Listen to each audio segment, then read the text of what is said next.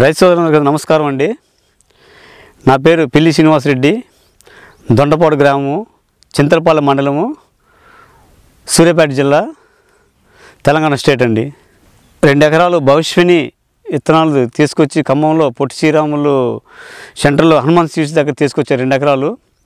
దాన్ని కూడా యూట్యూబ్లో చెక్ చేసుకొని 1-2 సార్లు పోయి క్రాస్ చెక్ చేసుకొని ఫీల్డ్కి వెళ్ళి చూసుకొని వచ్చిన తర్వాత 2 ఎకరాలకి భవిష్యవాణి స్వీట్స్ తీసుకురావడం జరిగింది.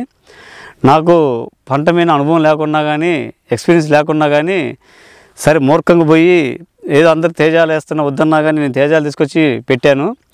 ఆ భవిష్యవాణి విత్తనాన్ని భవిష్యవాణి ఈ 2 ఎకరాలు వేసాను. ఈ 2 ఎకరాలలో కూడా ఫస్ట్ హార్వెస్టింగ్ వచ్చేసి 2 ఎకరాలు ఎకరానికి 15 లెక్క, ఈ మండి వచ్చేసి 30 క్వింటాలు అయ్యే అవకాశం ఉంది. ఇంకా సెకండ్ క్రాపింగ్ కూడా 15 లెక్క వస్తుంది. నాకు అనుభవం లేకుండా కానీ జాబ్ వదిలేసి ఈ పంట మీద కొద్దిగా ఇంట్రెస్ట్ తోటి వచ్చి నేను పంట వేయటం జరిగింది. ఈ తేజ వేయటం వల్ల నాకు చాలా సంతోషకరంగా ఉంది. దీనివల్ల ఏంటంటే కాయ రంగు, నాణ్యత, కాయ పొడవు చాలా మంచిగా ఉంది. దీంట్లో తాలు శాతం తక్కువ. 30 క్వింటాలు వచ్చేసి 1 క్వింటా తాలుగా కూడా వెళ్ళలేదు ఇందులో 30 క్వింటాలలో. కావున ఈ పంట అందరూ వేసుకోదగిన పంట. కావున దీనికి కావాల్సిన వాళ్ళు విత్తనం పొట్టి శ్రీరాములు సెంటర్, హనుమాన్ సీడ్స్, శేఖర్ గారు. కావాల్సిన కాంటాక్ట్ నెంబర్ వచ్చేసి ఈ వీడియోలో ఉంటుంది. కావాల్సిన వాళ్ళు కాంటాక్ట్ చేయవచ్చు. ఈ పంట యొక్క నాణ్యత కానీ, మార్కెట్ రేటు కానీ చాలా బెస్ట్గా ఉంటుంది.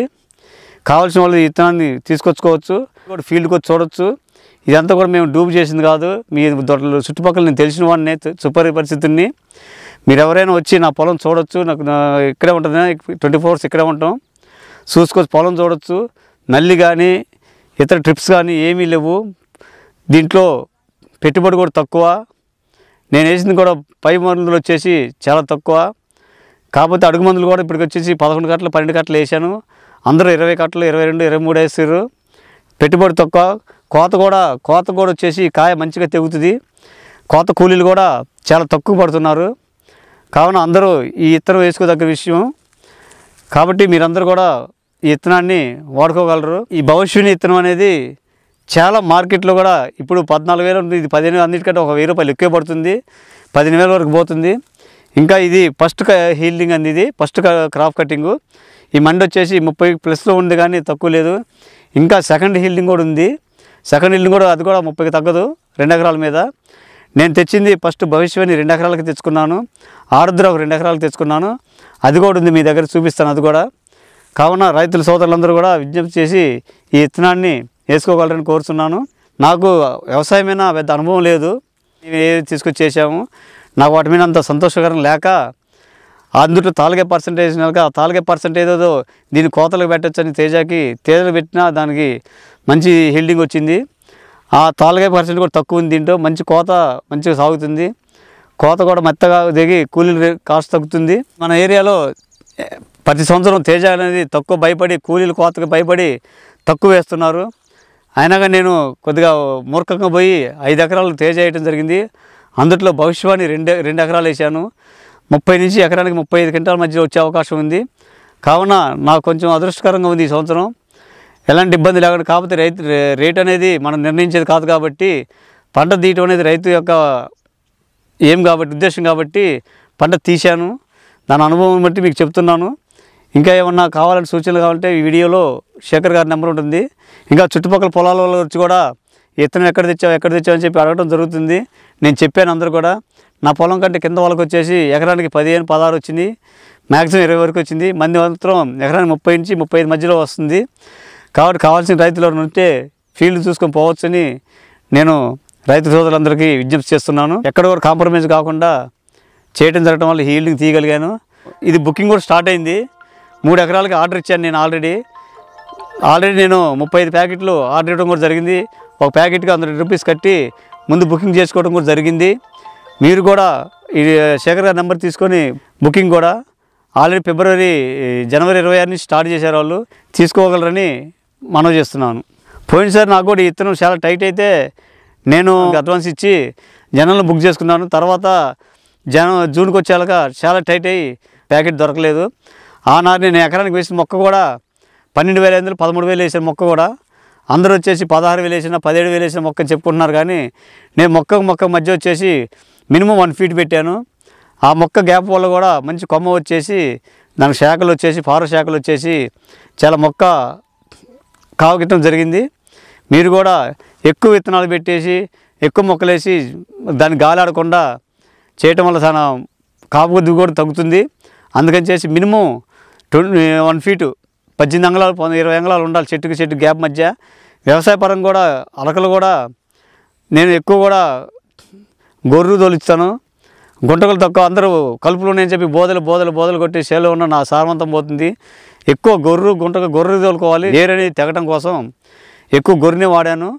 వ్యవసాయ పాటలు కూడా ఎక్కువ చేయలేదు నేను. తర్వాత వ్యవసాయ పాటలు చేయకపోవడం వల్ల కూడా మందులు కూడా తక్కువ వేసి ఆ గొర్రెతోటే వేసిన తర్వాత లాస్ట్లో 2 సార్లు బోదలు తోలాను. వ్యవసాయ కూలీలు కూడా చాలా తక్కువ పట్టారు క్రాప్ కటింగ్కి. ఈ భవిష్యని విత్తనం అనేది రంగు కానీ, పొడవు కానీ, క్వాలిటీలో కానీ, లోపల గింజ కానీ, వెయిట్లో కానీ ఎలాంటి ఇబ్బంది లేదు. ఇది వెయిట్ కూడా బాగుంది.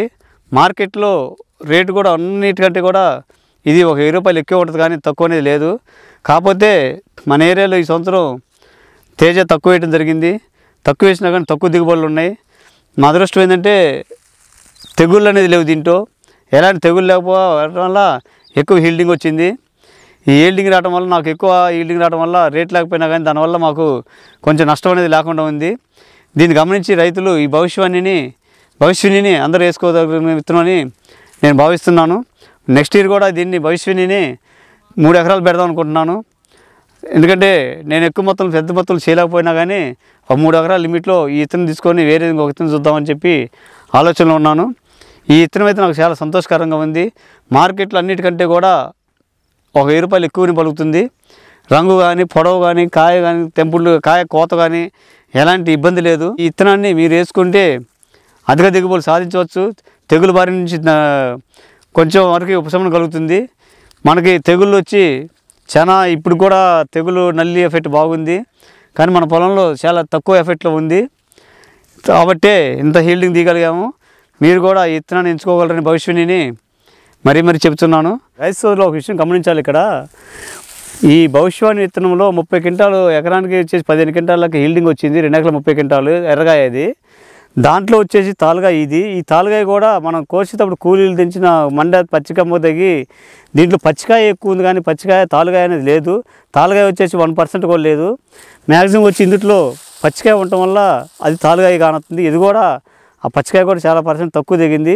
ఇది మొత్తం కలిసి కూడా 1 కింటా కూడా కావు. 30 క్వింటాలకు 1 కింటా తాలుగాయ కూడా కాదు ఇది. అది కూడా పచ్చికాయ ఉండటం వల్ల తాలుగాయ పడుతుంది. ఈ 30 క్వింటాలకు వచ్చేసి ఒక అరగంట లేదా 70 కేజీలు ఉంటుంది. అంతకంటే ఎక్కువ తాలుగాయ లేదు దీంట్లో.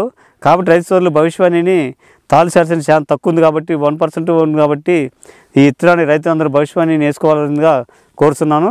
ఈ తాలుగాయ అనేది తక్కువ. ఈ పచ్చికాయ కూడా కూలీలు కోసేటప్పుడు తెగింది, రాలిపాట కాయని ఏరటం వల్ల మాకు కొంచెం ఇది కూడా తేలింది. లేకపోతే ఈ పచ్చికాయ కూడా మేలకుండా ఉండేది. ఆ 30 క్వింటాల మండకి వచ్చేసి ఇదంతే చాలా తక్కువ. రైతులు దీన్ని గమనించి భవిష్యవాణి విత్తనాన్ని ముందుకి అందరూ వేసుకోగలరని కోరుకుంటున్నాను. ఈ నెంబర్ కావాల్సిన వాళ్ళు వీడియోలో ఉంటుంది, శేఖర్ గారిది. కావాల్సిన వాళ్ళు రైతులు ఈ విత్తనాన్ని ఎంచుకొని ముందుకు కూడా అధిక దిగుబడులు దించగలరని కోరుకుంటూ సెలవు తీసుకుంటున్నాను.